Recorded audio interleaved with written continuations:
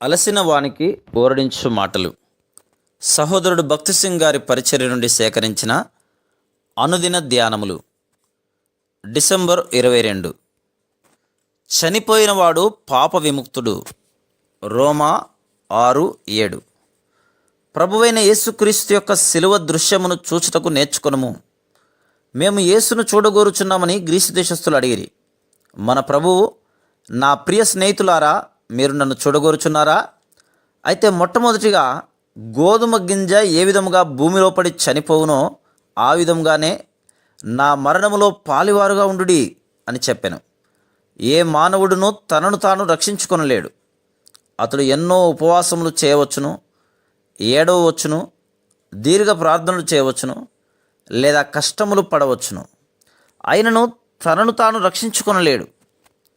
ఆయనందు విశ్వాసం ఉంచుట ద్వారానే యేసుక్రీస్తు ప్రభు యొక్క మరణములో పాలివారు కాగలరు. ఉదాహరణకు, కొంతమందికి చాలా సంవత్సరాల నుండి పొగత్రాగు అలవాటు ఉండవచ్చును. రేపటి నుండి నేను పొగత్రాగను అని ప్రమాణం చేసి ఒక వారం అయిన తర్వాత రహస్యముగా పొగత్రాగుట ఆరంభించుదురు. వారు అట్టి అలవాటుకు బానిసలుగా అవుదురు. వారు ప్రయాసపడెదరు, కానీ ఏమాత్రము వారికి నెమ్మది ఉండదు.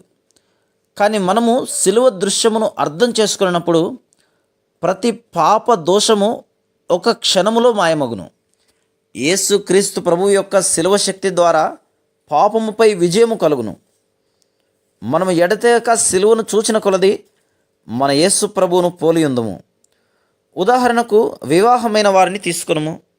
వివాహమునకు ముందు వారు బాహ్య రూపమునకు ప్రాధాన్యత ఇచ్చెదరు.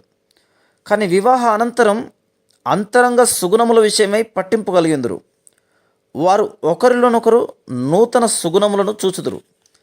చాలా సంవత్సరాల తర్వాత వారు సహోదర సహోదరీల వలె ఉందురు. కానీ వివాహమునకు మునుపు వారిలో చాలా భేదం కలదు. ఇది కేవలము ప్రభువైన యేసుక్రీస్తు యొక్క జీవము మనలోనికి వచ్చినప్పుడు అలాగున ఉండును. శిలువ కార్యము మనలో జరిగిన కొలది మనము ఆయన వలె నుందుము.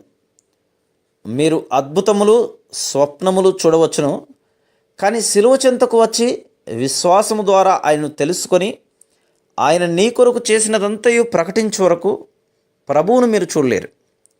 అప్పుడు మీరు ఎల్లప్పుడూ, ప్రతిదినము, ప్రతి చోట ఆయనను, ఆయన పరలోక మహిమను చూచెదరు. ఆహా, ఎంత సంతోషము!